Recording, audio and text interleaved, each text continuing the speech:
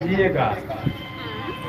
और हमें जो अनुभव हुआ उसको अपने आत्मविश्वास के साथ यह कर सकते हैं, अरे ये वही हैं जो आए हुए हैं, ये वही हैं जो आए हुए हैं, जमाने में हलचल मचाए हुए हैं। अरे ये कलयुग में सतयुग का डंका बजाए हुए हैं, ये जुक्ति में मुक्ति बतलाए हुए हैं, ये दाढ़ी में कुदरत छिपाए हुए हैं, ये वही हैं जो आए हुए हैं। अब आप सबको सुझाव हमारे यही है कि मुक्ति मोक्ष के आपकी चाह है, आप मुक्ति मोक्ष चाहते हैं, यहाँ उस चीज का भेद बताया जाता है। आप भेद जानना चाहते हैं तो आइए और सुनिए और पूछिए। साहेब बंधु सतनाम।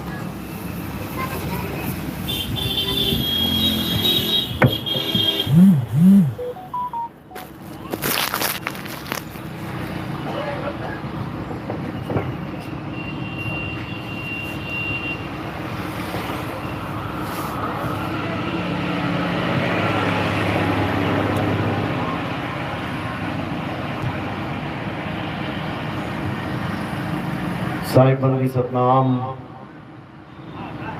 तो आज आजमगढ़ में परमपिता परमात्मा के मूल ज्ञान का प्रचार होने जा रहा है।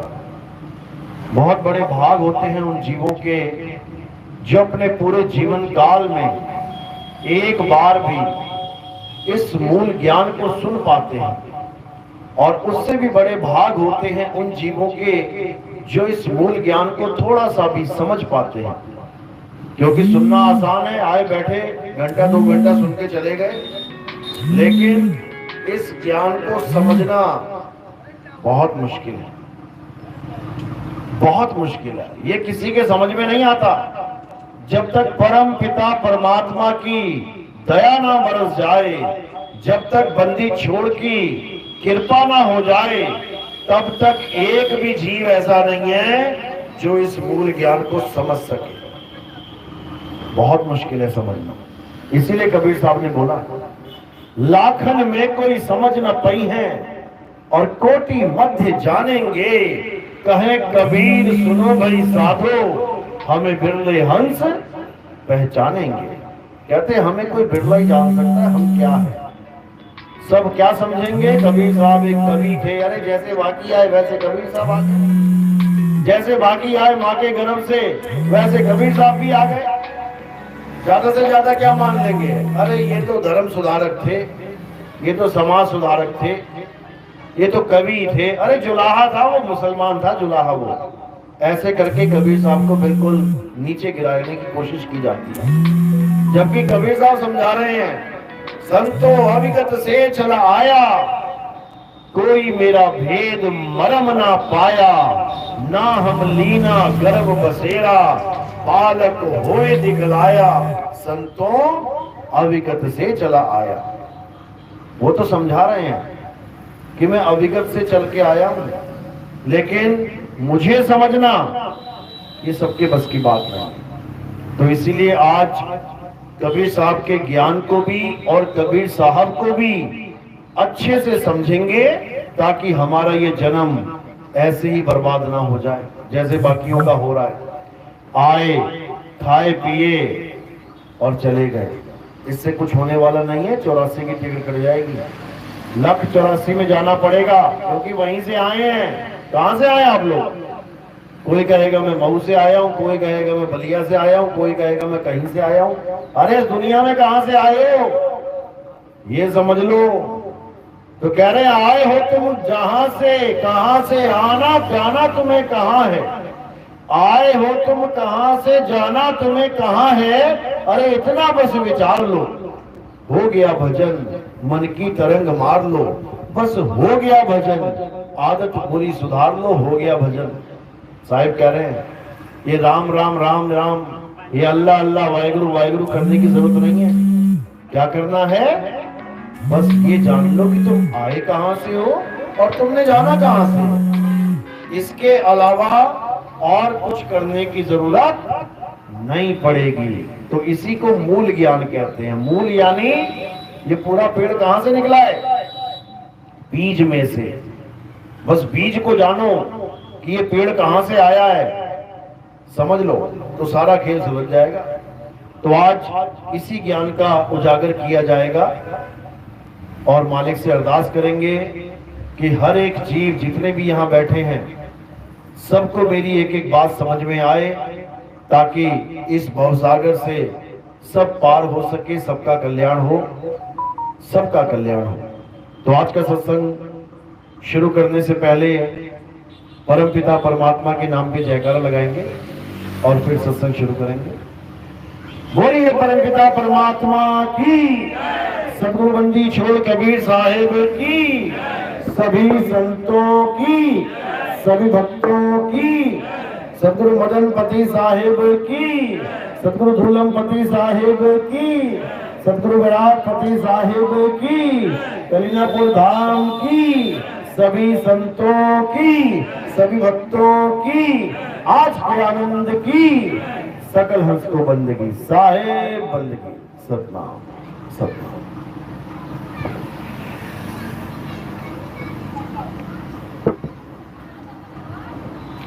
तो कबीर साहब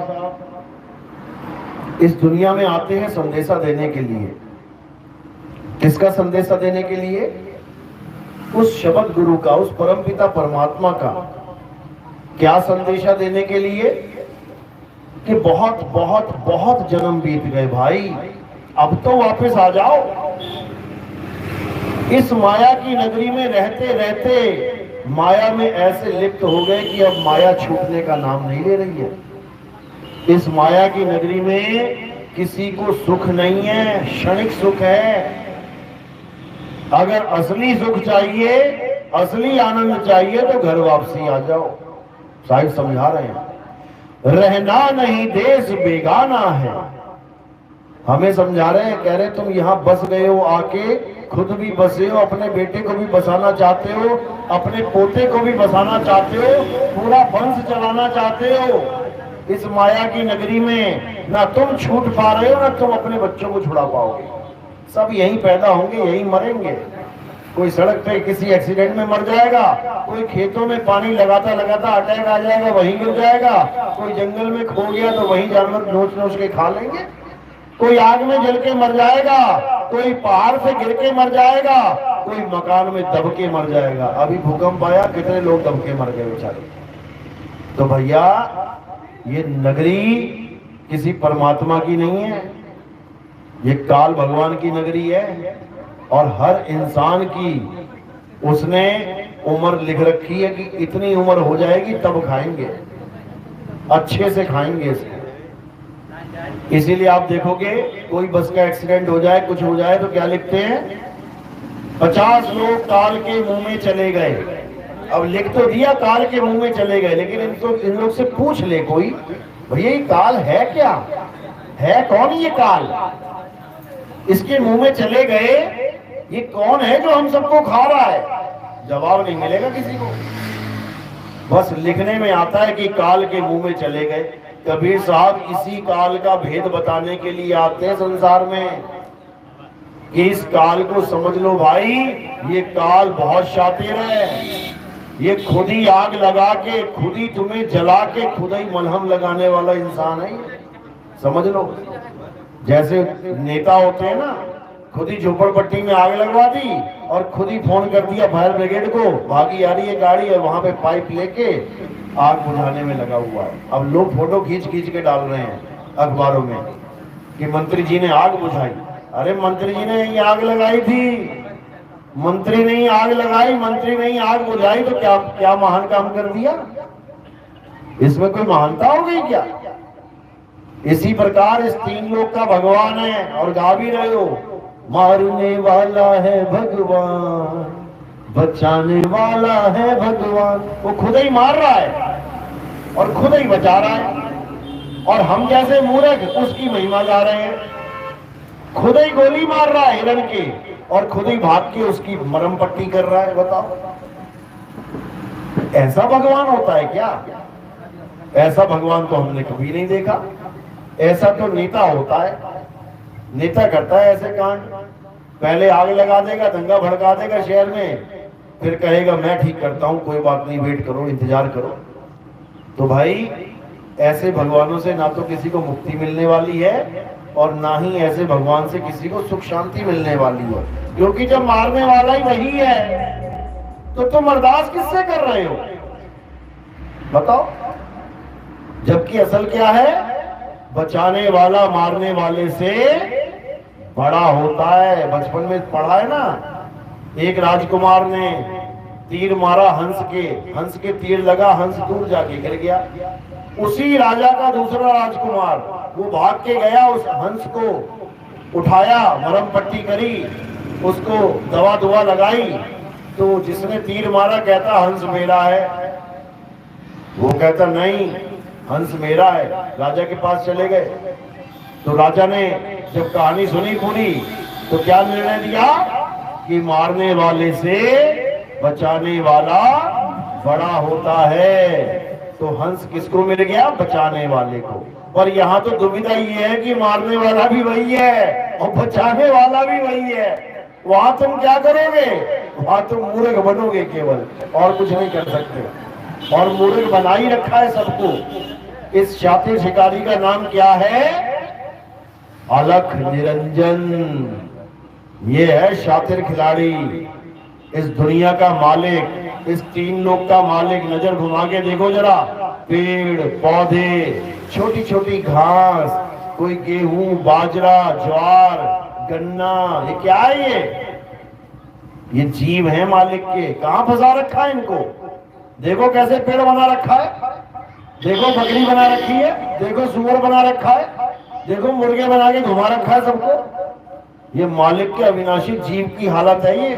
उस काल निरंजन के देश में 84 में भटका भटका के मारता है। इतना खतरनाक है ये। इसी से बचाने के लिए कबीर साहब इस भवसागर में आते हैं, बार बार आते हैं। एक बार नहीं आते कि एक बार आ गए दोबारा नहीं आ पाएंगे, वो बार बार आते हैं अपने जीवों को बचाने के लिए। इसीलिए कबीर साहब हमेशा अपनी वाणियों में इस निरंजन का भेद खोलते ही रहते हैं। क्या कह रहे हैं? साधो निरंजन जाल पसारा, कि भाई निरंजन ने जाल पसारा कर दिया है, अब बचो इससे। कैसे बचोगे? जब तक तुम्हारे जीवन में भेदी गुरु ना आ जाए, जब तक तुम्हारे जीवन में सत्य असत्य का भेद बताने वाला तत्वदर्शी संत ना आ जाए, जब तक तुम्हारे जीवन में इन जप तप व्रत पूजा पाठ हवन यज्ञ नित्य नेम ये सारी इन चीजों से हटके आत्मा का ज्ञान बताने वाला नहीं आ जाए, तब तक तुम्हारा जन्म मरण खत्म नहीं हो सकता मेरे भाई। कितना ही जोर लगा लेना, कितना ही जोर, बच नहीं सकते काल जाल से। घुमाएगा 84 में। बड़े बड़े ऋषि मुनियों को नहीं छोड़ा। वो एक ऋषि बेचारा सारी उम्र भक्ति करता रहा, उसको भी हिरण बना दिया इसने। और तुम्हें क्या बनाएगा? सोच के रूह कांप जाएगी तुम्हारी। लेकिन अगर गुरु की दया हो जाए, काल का जाल तोड़ने वाला नाम मिल जाए, फिर इस काल शिकारी का कोई वार तुम पे असर नहीं करेगा। कोई हजारों गोलियां चला रहा हो, तुमने बुलेट प्रूफ गाड़ी में अगर तुम बैठ गए तो हजारों गोलियां चला दे, एक ना छुएगी तुम्हें। बस इसी प्रकार कबीर साहब का जो शब्द ग्रहण कर लेता है, ये काल के हजारों तीर उसका बाल बांका नहीं कर सकते। तो कह रहे हैं बचना चाहो काल जाल से, चीनो शब्द हमारा, और कहे कबीर अमर कर राखूं जो निज होए हमारा। कहते जो पूरा मेरा हो गया 100%, अगर 0.0000001% भी मेरा नहीं है ना, तो मेरा नहीं है वो, समझ लो। हमारा हंस वो है, दुनिया इधर से उधर हो जाए लेकिन वो नहीं हिलना चाहिए। अगर वो नहीं हिला तो नितिन दास ये गारंटी देता है कि तुम्हारा बाल बांका नहीं हो सकता। याद रखना, लीला पूरी चलेगी। ऐसा नहीं है कि लीला नहीं चलेगी, लीला हर चलेगी। भरमाने वाले भी मिलेंगे, उलझाने वाले भी मिलेंगे, भड़काने वाले भी मिलेंगे, लेकिन जो टिक गया फिर समझ लो कि फिर यहाँ वापस नहीं आता घूम के, गारंटी के साथ कह रहा हूँ। 64 लाख चेले थे कबीर साहब के, एक परीक्षा दी केवल और सारे फेल हो गए, केवल 2 बचे थे। उनको भी अगले संत ने नाम दीक्षा दिया के तब पार हुए। कबीर साहब ने तो उनको भी छोड़ दिया था, तुम भी यही रहो। तो लीला चलेंगी ऐसी बात नहीं है, लेकिन जो अटल हो जाएगा, जिसको अपनी मुक्ति से मतलब है, उसको दुनियादारी से मतलब नहीं है, कौन क्या कर रहा है, कहां जा रहा है, क्या बोल रहा है, हटाओ इसको। भक्ति करने आए हो कि राजनीति करने आए हो? जो अटल हो गया फिर उसको अटल नाम मिलेगा, जो अचल हो गया फिर उसे अचल धाम मिलेगा, नहीं तो भटकता रहेगा। फिर समझ लो अच्छे से। तो यही कबीर साहब समझा रहे हैं कि जब तक तुम्हें ऐसा गुरु नहीं मिल गया जो तुम्हें अचल अवस्था प्रदान करवाते। अचल अवस्था यानी ये जितने भी जीव हैं ये सब चलायमान हैं, ये चल रहे हैं। केवल एक ऐसी चीज है जो अचल है, और वो क्या है? वो शब्द गुरु है। तो कबीर साहब समझा रहे हैं, बचना चाहो काल जाल से तो चीनो शब्द हमारा, और कहे कबीर अमर कर राखूं जो निज होए हमारा। जो मेरा हो गया फिर उसकी पक्की टिकट काटेंगे यहां से, वो ना आता वापस दुनिया में, समझ लो। तो कैसे होगा ये सब? जब आप सत्य और असत्य का निर्णय करेंगे। सत्य क्या है, असत्य क्या है, सब संतों ने भी बताया और गीता में भी दर्ज है। क्या कहते हैं? अध्याय 2 16वां श्लोक, हे अर्जुन, इस दुनिया में 2 प्रकार के तत्व हैं और सारी दुनिया इन्हीं 2 प्रकार के तत्वों में ही भक्ति ढूंढ रही है। कौन कौन से तत्व? एक असत्य तत्व, यानी जो पैदा होता है और नाश हो जाता है, जो पल पल बदलता है, आज हरा है कल पीला हो जाएगा, आज गुलाबी है कल नीला हो जाएगा, जो पल पल बदले, जो बार बार जन्म ले मरे, वो असत्य है। जो सदा एक सा ना रहे वो असत्य है। ये संसार में तुम्हें जो कुछ भी दिख रहा है A to Z असत्य है। दिखा दो ऐसी भी कोई चीज हो जो बदल नहीं रही है, जो चल नहीं रही है। अरे जब पूरी धरती चल रही है, रोज चल रही है, पल पल चल रही है, तो धरती पे रहने वाली चीज स्थिर कैसे हो सकती है? वो भी चल रही है। स्थिर क्या है, अचल क्या है, अखंड क्या है? अखंड साहिब का नाम, और सब खंड है। खंड वेर सुमेर, खंड ब्रह्मांड है। पूरा ब्रह्मांड खंड हो जाएगा एक दिन। क्या नहीं खंड होगा? साहिब का नाम, जिसको सतनाम कहते हैं। लेकिन अज्ञानी गुरुओं ने क्या कर दिया? साहिब का नाम, जिसको सतनाम कहते हैं, काल और अक्षर पुरुष का नाम बता के जपवा दिया, ओम सोहम। बताओ, नाम खुद गवाही दे रहा है कि किसका नाम है। क्या लगा आगे? सत्य। सत्य कौन है? सत्य साहिब ही सत्य है, और ये सत्य का ही यानी साहिब का ही नाम है। सत्य नाम है ये किसी काल भगवान का, अक्षर पुरुष का नाम नहीं है। जो इन लोगों ने ओम सोहम सतनाम बता के जपवा दिया, बेड़ा गर्क करवा दिया इन लोगों ने भक्तों का। सतनाम क्या है? सतनाम कोई ओम सोहम का नाम नहीं है, सतनाम साहिब का नाम है। क्या कहती है वाणी? अरे सत्य नाम को सिमर के तर गए पतित अनेक, और तेही कारण नहीं छोड़िए सत्य नाम की देख। वाणी कह रही है सत्य नाम से सब तर जाएंगे, और ये कह रहे हैं नहीं, सतनाम तो काल और अक्षर पुरुष का नाम है, उसके बाद तुम्हें सार नाम मिलेगा, उसके बाद तुम्हें सार शब्द मिलेगा। ये सब माया जाल है, ये सब झूठ है। असली नाम सतनाम ही है। हमारे झंडे पे एक ही नाम लिखा होता है, वो क्या है? सतनाम। लेकिन इसका मतलब ये नहीं कि तुम सतनाम सतनाम जपोगे। जपना नहीं है सतनाम, सतनाम को जानना है कि सतनाम है क्या। कबीर सागर में देखो पहली लाइन क्या लिखी है? सत्य नाम है सार, बूझो संत विवेक करी, उतरो भवजल पार। सतगुरु का उपदेश यही कि सत्य नाम है सार। इस दुनिया में दो ही चीजें हैं, एक सार और एक असार, यानी एक सत्य और एक असत्य। तो गुरु कैसा चाहिए? अरे सतगुरु ऐसा चाहिए जैसा सूप सुहाए और सार सार तो कही रहे, थोथा दे उड़ाए।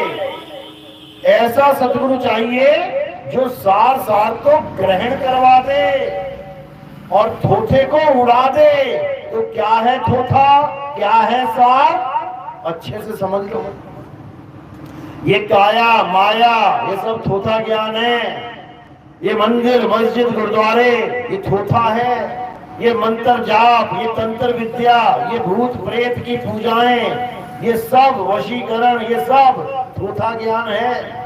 ये त्रिकुटी का ज्ञान, ये मूल चक्र से ब्रह्मरंध्र फोड़ के निकल जाने का ज्ञान, ये चक्रों का ज्ञान, ये श्वासा का ज्ञान, अजपा जाप अनहद नाद, कान में उंगलियां डाल के शब्द सुनने का ज्ञान, ये सब थोथा ज्ञान है। थोथा साहिब समझा रहे हैं वाणी में।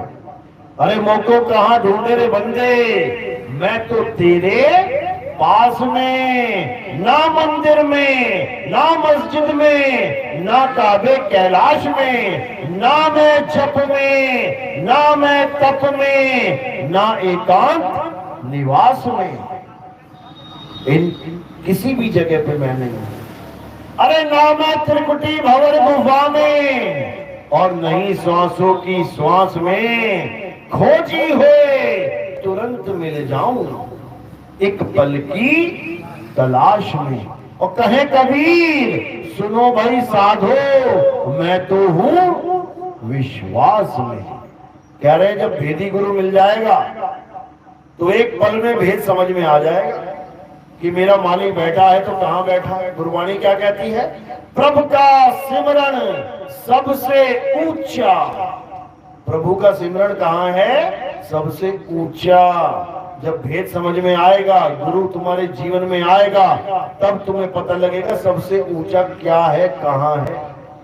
इसी को बोला गया कि आसमान में खुदा रहता है। किसी मुसलमान से पूछो खुदा कहां रहता है, वो क्या बोलेगा? सातवें आसमान पे खुदा रहता है। समझ लो, उसने जमीन नहीं बोला, उसने भी अपनी भाषा में ये बोल दिया कि प्रभु का सिमरन सबसे ऊंचा, सातवें आसमान पे बैठा है वो। मीराबाई भी यही बोल रही है, गगन मंडल में सेज पिया की और मिलना कैसे होए। समझो, उसने भी सबसे ऊंचा बैठा दिया परमात्मा को कि गगन मंडल पे बैठा है। अब चलो रॉकेट पे चलते हैं, गगन में घूम के आते हैं, शायद मिल जाए वहां बैठा हो, देख लेते हैं मिल जाएगा क्या। बढ़िया वाला रॉकेट लेते हैं जो 2 साल 5 साल चलता रहे, देखते हैं कितनी ऊपर जाएंगे, कहीं मिल जाए परमात्मा, मिल जाएगा क्या। क्योंकि इन्हें पता ही नहीं है वो गगन मंडल है कहां। वो ऊंचा शब्द जिसके लिए यूज किया जा रहा है वो है कहां। कहते हैं परमात्मा ऊपर वाला, ये ऊपर है कहां, ये किसी को समझ में आने वाला नहीं है। ये किसके समझ में आता है? जिस पर मालिक की दया हो जाए, जिस पर परमात्मा की मोहर लग जाए, जिसको विहंगम चाल देने वाला गुरु मिल जाए, समझो कल्याण हो जाए। कई लोग क्या करते हैं, खुदा चक्र पे ध्यान लगा के कहते हैं कि हम ऊपर पहुंच जाएंगे, ऊपर वाले से मिलाएंगे। अरे खुदा में ध्यान लगाओगे, खुदा से ही निकल जाओगे, ऊपर क्या पहुंचोगे तुम। इतना बुरा हाल है लोगों का। कबीर साहब क्या कह रहे हैं? विहंगम चाल को समझो।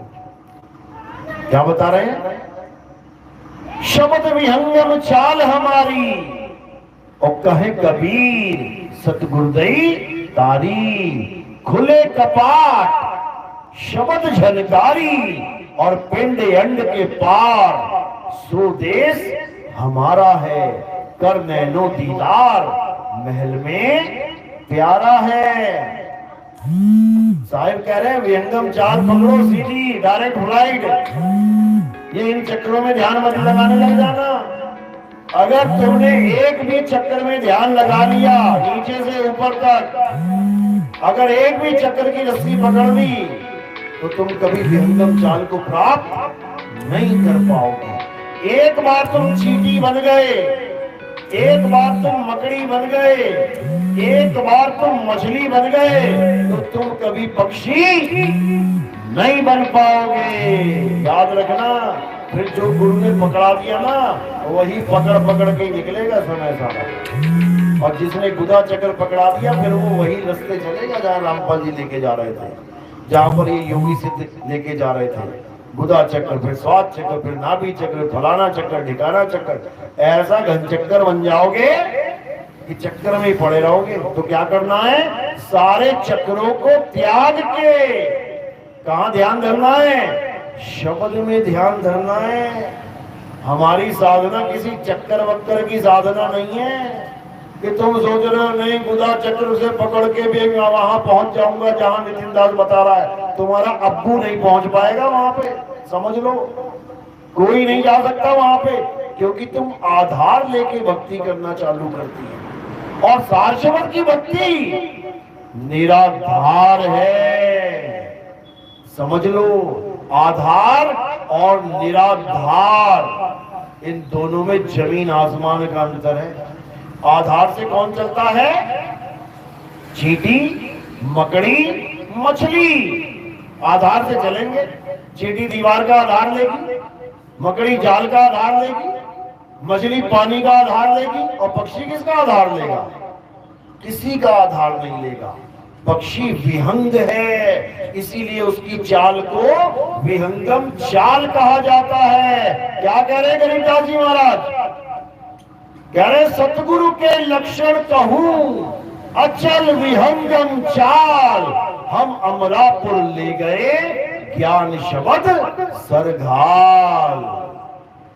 ये तब समझ में आता है, ये बाणियां तब खुलती हैं जब तुम्हारे जीवन में भेदी गुरु आ जाएगा। नहीं तो रामपाल के चेले ये गाते गाते जन्म बीत गया उनका, कितने तो मर लिए और कितने मरने वाले हैं। इनको पूछ लो एक बार कि ये सतगुरु के लक्षण कौन से हैं, विहंगम चाल क्या है, ये अचल विहंगम, अचल क्या है, किसको कहते हैं अचल। वहीं पे सारा ज्ञान व्यान धराशायी हो जाएगा इनका, एक ही दोहे में। तो ऐसा बिल्कुल नहीं है कि तुम किसी भी गुरु की शरण में चले जाओ और पार हो जाओगे, बिल्कुल नहीं। तुम्हें सतगुरु की शरण चाहिए, और सतगुरु कौन है, बंदी छोड़ है। सतगुरु कौन है, वो शब्द गुरु है, वो कोई देही गुरु नहीं है कि गलती से तुम देही गुरु को मान लो शब्द गुरु। क्या बोल रहे हैं, देही गुरु और शब्द गुरु में फर्क समझ लो पहले। जो देही गुरु है वो चार दाग में रहता है, और जो विदेही गुरु है वो चार दाग से न्यारा है। अरे चार दाग से सतगुरु न्यारे, अजरो अमर शरीर, और कोई गादे कोई अग्नि जरावे, ढूंढ न पाया शरीर। ये तुम्हारे साथ ही में है मगर 100 किलोमीटर पे जाके देख लेना। आज भी वो मंदिर और मस्जिद बना हुआ है बिल्कुल आमने सामने, एक ही बाउंड्री में। क्यों बना है, किसी और महात्मा का नहीं बन गया। कबीर साहब का क्यों बना है, क्योंकि 120 साल काशी में रहने के बाद कबीर साहब मगहर चले गए। जब लीला समाप्त करनी थी तब मगहर चले गए। सब कहने लगे चले गुरुजी ये क्या उल्टी गंगा चला दी आपने। लोग मगहर से काशी आते हैं भागे भागे अंत समय में कि हम कहीं मगहर में ना मर जाएं, क्योंकि शंकर जी ने श्राप दे रखा था कि जो मगहर में मरेगा वो पक्का नरक में जाएगा। यही कहानियां सुना सुना के लोगों को डरा रखा था। कबीर साहब ने जाते जाते भी इस कहानी का खंडन करवा दिया। क्या बोले कि तुम स्वर्ग और नरक अपने कर्मों की वजह से जाओगे, जगह निर्धारित करके नहीं। किसी को स्वर्ग और नरक मिलता है कि यहां मर गया तो स्वर्ग और वहां मर गया तो नरक। अरे बनारस में जितने ठग हैं, जितने क्रिमिनल हैं, जितने कातिल लोग बैठे हैं, वो बनारस में ही मरेंगे, तो क्या मिलेगा उन्हें? बता दो जरा। ये सारे पंडे जो तुम्हें बनारस में बुलाते हैं कि बनारस आओगे तुम्हारी मुक्ति हो जाएगी, जितने कातिल बैठे हैं बनारस में, जितना 2 नंबर का काम करने वाले बैठे हैं, जितने अपराधी बैठे हैं, बनारस में ही मरेंगे। सारे बनारस के ठग जो सामान चोरी कर लेते हैं, लोगों का विश्वास जीत के, कहां जाएंगे ये लोग बनारस में मर के? बता दो जरा। सब नरकवासी हैं ये। बनारस भी नहीं बचा सकता, काशी भी नहीं बचा सकता किसी को नरक में जाने से, समझ लो। और जो तुम सोच रहे हो कि गंगा में डुबकी मार के मेरे पाप कर्म कट जाएंगे, ये भी तुम्हारी गलतफहमी है। ऐसी कोई गंगा नहीं है जिसके जो तुम्हारे पाप कर्म काट सके। अरे जो अपने पुत्र भीष्म पितामह के पाप नहीं काट पाई, सगी माँ थी भीष्म पितामह की गंगा मैया, अपने लड़के के पाप नहीं काट पाई, तीर पे तीर मारा गया, तब जाके उसकी बेचारे की मृत्यु हुई। वो तुम्हारे पाप क्या काटेगी? किसी के पाप ना कटने वाले, समझ लो। अभी कुंभ में गए थे लोग नहाने, पाप काटने गए थे, पाप काटने गए थे, पता लगा पापों की सजा भुगतने गए थे, वहीं मर गए सारे। कितने लोग मरे?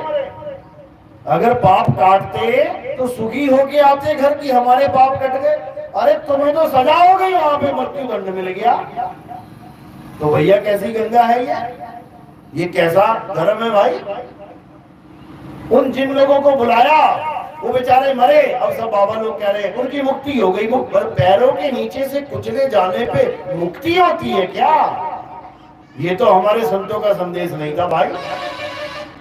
हमारे संतों ने बताया मुक्ति तो परम पद है। पता नहीं कितने कितने युग लोग भक्ति करते रहे, समाधियां लगा के बैठ गए, तो ना मुक्ति हुई उनकी। यहाँ पैरों के नीचे कुचल जाने को कहते हैं मुक्ति हो गई। ये सब पाखंडवाद है मेरे भाई। मुक्ति का केवल एक ही जरिया है, और क्या जरिया है? जल में मीन प्यासी, मोहे देखते आवे हासी, आत्म ज्ञान बिना नर भटके, कभी काबा कभी काशी। कहते हैं आत्म ज्ञान बिना नर भटके। अगर इस दुनिया में कोई मुक्ति का पद है तो वो क्या है? आत्म ज्ञान। और आत्म ज्ञान का मतलब ये बिल्कुल नहीं है कि तुम गुदा पे ध्यान लगा रहे हो तो तुम आत्मज्ञानी हो। गुदा में क्या फंसा हुआ है वही मिलेगा। तुम कहो नाभि में ध्यान लगा रहे तो आत्मज्ञानी हो, वही मिलेगा जो नाभि में फंसा पड़ा है। कोई कहे त्रिकुटी में ध्यान लगा रहे हो तुम आत्मज्ञानी हो, कोई आत्मज्ञानी नहीं है। जब ये काया ही आत्मा नहीं है तो काया में ध्यान लगाने वाला आत्मज्ञानी कैसे हो जाएगा? इतना भी नहीं समझ में आ रहा लोगों को, और बने हुए हैं आत्मज्ञानी। बताओ कबीर साहब क्या समझा रहे हैं? अरे क्या काया से न्यारा वो है आत्मा। ऐसा गुरु मिलेगा जो काया से परे ध्यान धरवाएगा तुम्हारा, और डायरेक्ट सीधे विहंगम चाल से आत्मा में, तब तुम्हारा कल्याण होगा, नहीं तो नहीं होगा। कबीर साहब समझा रहे हैं कि जब लगना चीन होगे आत्म, तब लगना मिली है परमात्म। आत्म चीने परमात्म चीने, और संत कहावे सोए, यह भेद काया से न्यारा। कर दिया ना न्यारा, कर दिया न्यारा। अब कोई कहे नहीं काया में ध्यान लगा के पहुंचेंगे वहां तक, कभी जन्मों जन्म में नहीं पहुंच पाओगे। तो कभी किसी गलतफहमी में मत रह जाना। तो यहाँ पर सीधे आत्मज्ञान का भेद समझाया जाता है, क्योंकि कुछ नहीं पता कि कब तुम्हारी मृत्यु हो जाए, कब मौत सामने आ जाए, शरीर छोड़ना पड़े। इससे पहले कि शरीर छूटे अपनी आत्मा को जान लेना भाई, कोई बचाने वाला नहीं है, याद रखना। तो इसीलिए कबीर साहब बार बार समझा रहे हैं कि ऐसा गुरु धारण करो जो सार सार तो गही रहे और थोथा दे उड़ाए, तब बात बनेगी, नहीं तो नहीं बनेगी। तो इसी सार को क्या कहते हैं? सतनाम।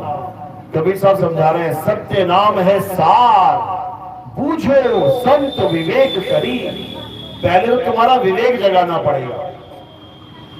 लोग हमारे सत्संग में आते हैं, देखा देखी नाम भी ले लेते हैं, हम विवेकी विवेकी करते हैं तो वो भी टैग लगवा लेते हैं, हाँ हम भी विवेकी हैं, और 4 दिन में विवेक पता नहीं कहां चला जाता है, सो जाता है इन लोग का। कबीर साहब कह रहे हैं सत्य नाम है सार बूझो संत विवेक करी। पहले विवेक जगाना पड़ेगा। उतरो भवजल पार, सतगुरु का उपदेश यही। पहले तो ये समझ लो भवजल कहते किसे हैं। क्या है भवजल? ये काया ही भवजल है, यही है भवजल। इसी से पार जाना है, इसी को भवसागर कहते हैं, इसी से पार जाना है, तब बात बनेगी, नहीं तो नहीं बनेगी। तो कौन से नाम से बात बनेगी? सतनाम से बात बनेगी। सतगुरु सोई सतनाम बतावे, और बाकी गुरु कोई काम न आवे। बाकी कोई गुरु तुम्हारे काम आने वाला नहीं है, केवल तुम्हारे काम वो गुरु आएगा जो सतनाम का भेद जानता है। पर दुख के साथ कहना पड़ता है, यहाँ तो निगुरे गुरु बने बैठे हैं। गुरु तो छोड़ो, निगुरे गुरु बने बैठे हैं। और देखो चेले के, उनके पास भी चेले बने बैठे हैं लोग, कमाल है।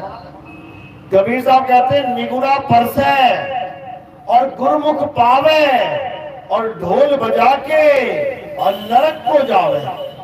निगुरा परसे, जैसे खाना परसते ना थाली में, तो यहाँ ज्ञान की बात चल रही है कि यहाँ निगुरा ज्ञान परस रहा है और गुरुमुख उसको ग्रहण कर रहा है। क्या बात है! निगुरा ज्ञान दे रहा है, और जो गुरुमुख यानी किसी किसी गुरु के चेले थे वो उससे ज्ञान ले रहे हैं। बताओ, जिसका खुद अपना कोई गुरु नहीं, उससे पूछो तुझे ज्ञान कहां से मिल गया भाई। बहुत शातिर लोग हैं। ये जो YouTube है ना, YouTube ये सबका बाप है। आज के समय में यही सबसे बड़ा ज्ञानी है। कुछ भी तुम्हें चाहिए होता साथ ही लिख देते हो, ये सब्जी कैसे बनानी है, अदरक कैसे कूटना है, अचार कैसे बनेगा, सारा ज्ञान दे देगा तुम्हें YouTube पे। तुम भी सुन सुन के ज्ञानी बन जाओ। वही हाल इन लोग का हो गया है। अपना कोई गुरु नहीं, लेकिन हम जैसे लोग, जैसे संत बैठे हुए हैं, इनका ज्ञान सुन सुन के खिचड़ी पकाना सीख लिया इन लोगों ने। अब वही खिचड़ी पका के परस रहे हैं और गुरुमुख पा रहे हैं। हैरानी की बात है। जबकि पहला सवाल क्या होना चाहिए? गुरुजी आपका गुरु कौन है? पहला सवाल ये होना चाहिए कि तुम्हारा गुरु कौन है, तुम्हें ज्ञान कहां से मिला। अरे जो बंदी छोड़ है वो तक गुरु धारण करके बैठा है यहाँ पे। जो कबीर साहब, जिसको गुरु की जरूरत नहीं है, जो गुरु को भी पार लगाने आया है, वो गुरु करके बैठा है। और यहाँ निगुरे गुरु बने बैठे हैं। तो कबीर साहब ने क्या बोला? कबीर निगुरा ना मिले, पापी मिले 1000, एक निगुरे के सिर पे और लख पापों का भार। ये निगुरा खुद तो भैंस बनेगा ही जाके। कहते ना गई भैंस पानी में ही होता है बैठा हुआ ये निगुरा हमेशा, और पानी में ही जाएगा। ये गारंटी के साथ कह रहा हूं मैं। समझ जाओ कहां जा रही है बात। तो कहने का मतलब यही है कि सबसे पहला सवाल ये होना चाहिए कि आपका गुरु कौन है। अगर उसका कोई गुरु है तब उसकी बात सुनना, वरना वो ज्ञान का चोर है, चोर। तुम्हारे पास कोई सामान बेचने आए, भैया ये सोने का हार ले लो, तुम क्या पूछोगे? सबसे पहले क्या पूछोगे? कहां से लिया तुमने? बिल है इसका? क्या पूछोगे? इसका बिल है? अगर बिल है तब तो ले भी सकता है, और बिल ना हो तो पक्का चोर है ये, चोर। किसी का सामान उठा के लाया है और किसी को बेच रहा है, समझ लेना। तो ऐसे चोरों से सावधान रहना है मेरे भाई। इनका कुछ जाएगा नहीं और तुम्हारा कुछ रहेगा नहीं, समझ लेना। तो 84 में भटकाने के लिए ऐसे ही लोगों की ड्यूटी लगा रखी है काल भगवान ने। शातिर कम वो भी नहीं है। तो इसीलिए कबीर साहब यही समझा रहे हैं कि जब तक निगुरा तुम्हें ज्ञान दे रहा है तब तक तुम्हें परमात्मा कभी सपने में भी नहीं मिल सकता, कभी नहीं मिल सकता। इसलिए पहले गुरुमुख ढूंढो, गुरुमुख ही तुम्हें गुरुमुख बना सकता है, मनमुख तुम्हें गुरुमुख नहीं बना सकता। जिसका कोई गुरु नहीं उसका गुरु मन, क्योंकि जब गुरु ही नहीं है तो उसको ज्ञान कौन देगा? मन से ही उपज रहा है ज्ञान, समझ लो। कुछ ना कुछ मनमुखी बातें करके अट्रैक्ट करने की, आकर्षित करने की कोशिश करेगा। जो कच्चा घड़ा होगा वो बेचारा फंस जाएगा, फूट जाएगा, और जो पक्का है उसका बाल बांका नहीं होगा। ये लिखित प्रमाण है कबीर साहब। तो करना क्या है? अब आत्मा को समझना है। जिस आत्मा की वजह से तुम खा रहे हो, पी रहे हो, चल रहे हो, ये तुम्हारी काया भाग रही है, गा रही है, रो रही है, हंस रही है, जिस आत्मा की वजह से तुम मंदिर मस्जिद गुरुद्वारे जा रहे हो, जयकारे लगा रहे हो, प्रसाद खा रहे हो, उस आत्मा को ही नहीं जानते। उस आत्मा को तब जान पाओगे जब तुम्हारे जीवन में तत्वदर्शी संत आ जाएगा और दोनों तत्वों का खुलासा करके असत्य को छुड़ा के सत्य के साथ जोड़ देगा, तब बात बनेगी। तो मदन साहिब ने इसी के बारे में जिक्र करते हुए क्या कहा?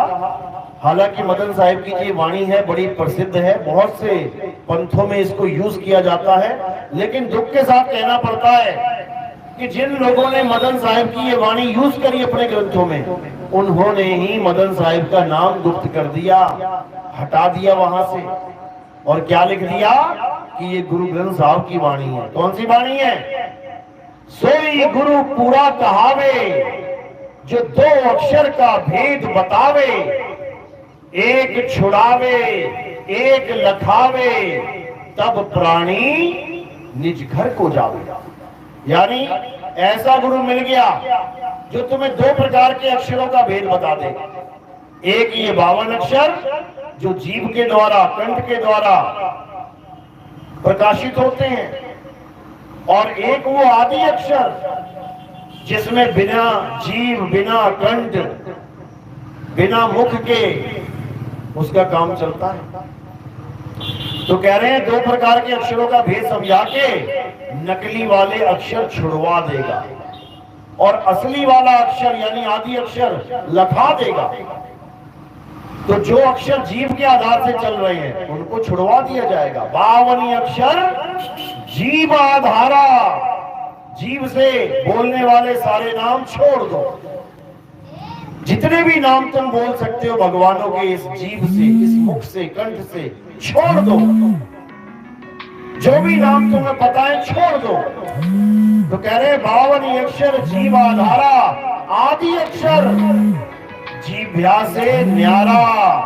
इन 52 अक्षरों को छोड़ दो और गुरु से उस आदि अक्षर का भेद प्राप्त करो। वो आदि अक्षर जो 52 अक्षरों से न्यारा है, उसी से कल्याण होगा, उसी से मुक्ति होगी। नहीं तो इस दुनिया में ऐसा कोई नहीं जो तुम्हें मुक्ति प्रदान कर दे। इन्हीं 52 अक्षरों से परे जो शब्द है उसको सतनाम कहते हैं। तो साहिब कह रहे हैं एक नाम को जान के दूजा दे बहा, त्याग दे दूसरे नाम को। बस एक सतनाम को जान लिया ना, उसके बाद हर प्रकार के नाम को त्याग दे। कह रहे एक नाम को जान के और दूजा दे बहा, चंचल से नीचल भया, नहीं आवे नहीं जा।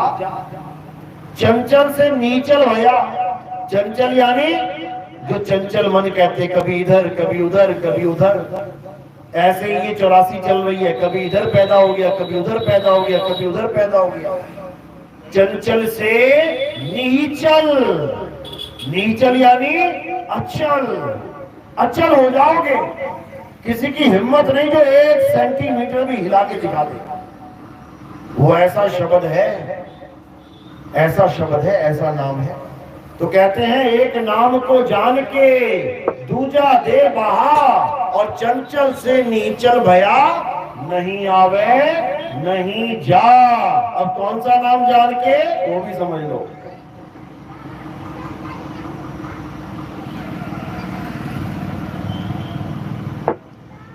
कहते हैं एक नाम सुख रास है और एक नाम दुख रास। एक नाम सुख रास है, एक नाम दुख रास, एक नाम बंधन काटे और एक गल की फांस। कहते हैं एक नाम तो बंधन काटे, वो प्रभु का सच्चा नाम मिल जाए। कहते ना एक तू सच्चा, तेरा नाम सच्चा।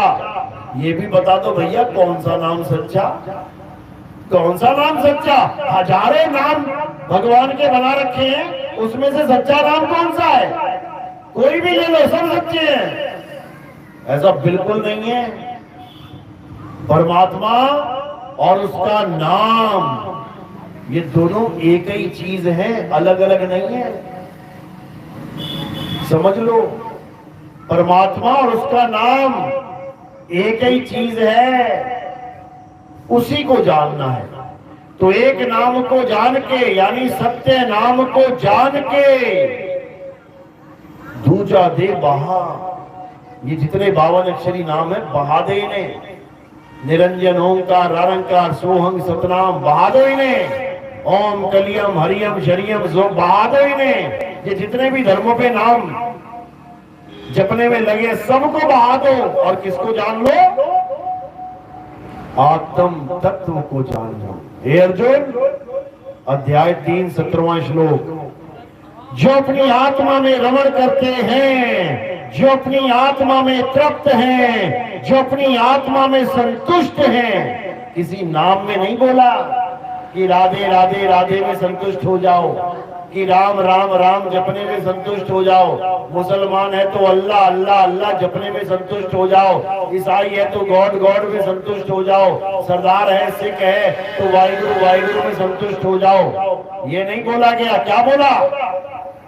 जो अपनी आत्मा में संतुष्ट है, जो अपनी आत्मा में तृप्त है, उनके लिए कोई धार्मिक कर्म कर्तव्य लागू ही नहीं होता।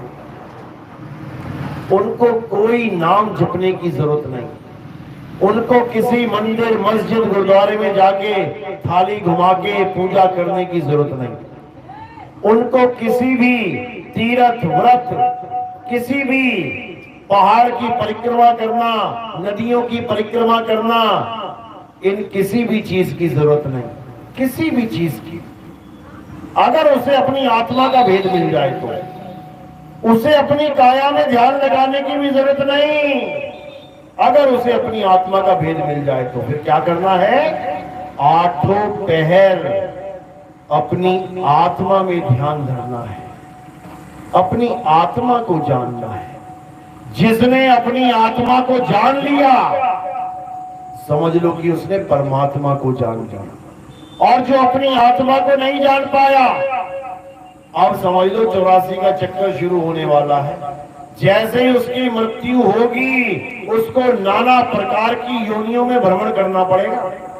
पता नहीं कितनी बार सुअर बनेगा, लोग पकड़ के बोटी बोटी नोच देंगे। कितनी बार मुर्गा बनेगा, गला काट देंगे। कितनी बार बकरा बनेगा, खाल उखाड़ देंगे, पूरी छील देंगे, जूते बना देंगे खाल का। ऐसी ऐसी दुर्दशा होंगी। तब होगी अगर तुमने अपनी आत्मा को नहीं जाना। समझ लो, अंत समय में अगर तुम राम राम राम राम करते हुए मर गए, तुम राधे राधे करते मर गए, तुम अल्लाह अल्लाह वाहिगुरु वाहिगुरु गॉड गॉड करते मर गए, आत्मा का ज्ञान प्रकट नहीं हुआ, दुर्गति हो जाएगी, दुर्गति। समझ लो, कृष्ण जी ने यही समझाया है कि हे अर्जुन, जो अपनी आत्मा को जान लेते हैं, जो अपनी आत्मा में स्थित हो जाते हैं, उन्हें ही स्थित प्रज्ञ कहते हैं। पढ़ो गीता अच्छे से। जो सुख और दुख दोनों से न्यारे हो जाते हैं, जो भगवान से ना कभी कुछ मांगते हैं और ना ही कभी किसी चीज की शिकायत करते हैं, वो स्थित प्रज्ञ हो जाते हैं। उनको पता है जो मिलेगा मेरे भागों से मिलेगा और जो खोएगा मेरे ही भागों से खोएगा। मेरे ही कर्म है। खुशियां आई तब भी मेरे कर्म है, पुण्य कर्म है। और दुख आया तब भी मेरे कर्म है, पाप कर्म है। तो पाप और पुण्य करने वाला मैं हूं, तो फिर मैं मांगू किससे? पाप किया है तो दुख आएगा, पुण्य किया तो सुख आएगा। इसमें किसी और का इंटरफेयर क्या है भाई? इसीलिए साहिब ने बोला, अरे पाप और पुण्य ये दोनों बेड़ी, एक लोहे एक कंचन केरी। अगर तुम्हारे घर में दुख आया कोई बात नहीं, हौसला रखो, हौसला रखो। कोई तुम्हारा दुख इस दुनिया का सबसे बड़ा दुख नहीं है। तो हाय हाय हाय करते पहुंच गए संकट मोचन के मंदिर में कि हमारा संकट दूर हो जाए। साल साल मत्था टेक लिया, संकट फिर दूर ना हुआ, तब कहां जाओगे? कहीं नहीं जाना। घर में दुख आया है, सहो, ऐसे सहो जैसे धीरे धीरे धीरे ये कट जाएगा। ऐसे सहो, क्योंकि हर दिन होतना एक समाना। अगर दुख आया है वो भी कटेगा, और अगर सुख आ गया तब भी ज्यादा उछलने की जरूरत नहीं है कि तुम्हें लगे कि मैं ही सबसे ज्यादा किस्मत वाला जीव हूं इस दुनिया में, इतना खुश हो जाओ। वो भी दुख में बदलेगा एक दिन। अरे ये संसारी सुख और दुख का है। यहाँ राम जी जैसों को सुख ना मिला, तुम्हें क्या मिलेगा? और अगर मिला भी तो तुम्हारे कर्मों की वजह से मिलेगा। आम का बीज बो दोगे तो आम मिलेगा, और बबूल का पेड़ लगा दोगे तो बबूल मिलेगा। इसमें कोई क्या कर सकता है? समझ लो। और तुम सोचो कि अपने भाइयों से धोखाधड़ी करके मैं खुश हो जाऊं, तो ये भी तुम्हारी गलतफहमी है कि मैं अपने बाप का अंगूठा लगवा लेता हूं, ज्यादा जमीन मुझे मिल जाए, कम भाई के नाम रह जाए, मैं सुखी हो जाऊंगा। ये भी तुम्हारी गलतफहमी है। और ये जमीन तुम्हारे नाम रहेगी, ये भी तुम्हारी गलतफहमी है। अरे राजा राम ने भी जमीन के चक्कर में घोड़ा दौड़ाया था। अश्वमेध यज्ञ किया था उन्होंने, उनके नाम ना छोड़ी किसी ने जमीन। अभी अयोध्या की सारी जमीनों के प्रॉपर्टी के कागज उठा लो तुम, किसके नाम पे जमीन? अयोध्या का राजा कौन था? दशरथ। दशरथ के बाद राम जी आ गए। देख लो कोई प्रॉपर्टी हो दशरथ राम जी के नाम पे, छोटे छोटे टुकड़े बिक गए लोगों के नाम पे। तो भगवान का नाम ना रह पाया कागजों पे, तुम्हारा क्या रहेगा इस दुनिया में? तुम जी रहे हो भाई, और कौन से सुख की बात कर रहे हो? कौन सा बहुत बड़ा महान कार्य है जो तुम दुनिया में करने के लिए आए हो? जितनी मर्जी बिल्डिंगें बना लो, जितना मर्जी कुछ कर लो, अभी एक परमाणु गिर गया ना बम, यहाँ पे लाशों के ढेर लग जाएंगे, कोई लाश उठाने वाला ना मिलेगा। फिर क्या करोगे? फिर कहाँ गई जमीन, कहाँ गया मकान, कहाँ गई दुकान? सारी उम्र मकान दुकान बनाने में जीवन लगा दिया, बुढ़ापे तक केवल पैसा पैसा पैसा कमाने में जीवन लगा दिया। उसके बाद बुढ़ऊ मर गया तो फिर क्या कमाया उसने? ये पैसा तो यहीं गड़ा रह गया।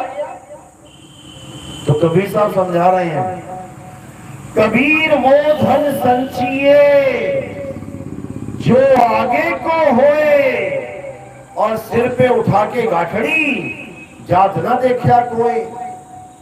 कहते हैं वो धन अर्जित करो मेरे भाई जो आगे को, यानी तुम्हारी मृत्यु के साथ तुम्हारे साथ चले, वो मृत्यु के बाद भी तुम्हारे पास रहे। वो धन संचय करो, तब तो समझो कि जीवन का कल्याण होगा। नहीं तो 84 तैयार है, हालत खराब हो जाएगी।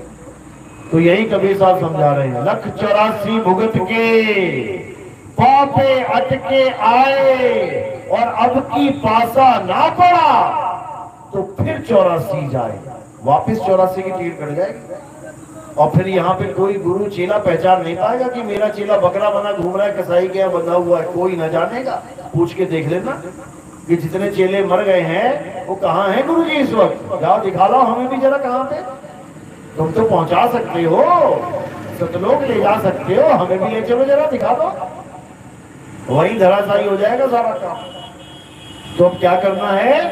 अब केवल और केवल उस परम तत्व को ध्यान में धरना है जिस परम तत्व को आत्मा कहते हैं। आत्मा, इसके अलावा सब झूठ है।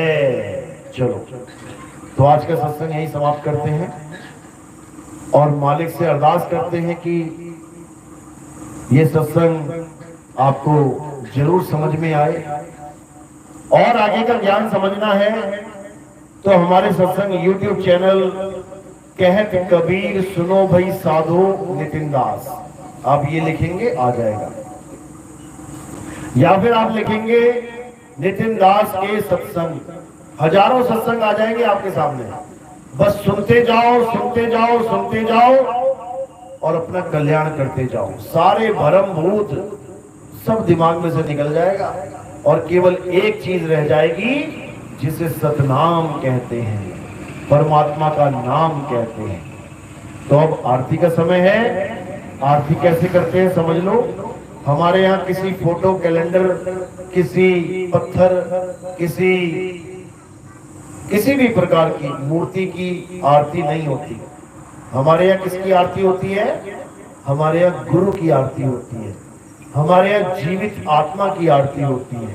अजर अमर अविनाशी आत्मा की आरती होती है। तो आत्मा की आरती कैसे करते हैं?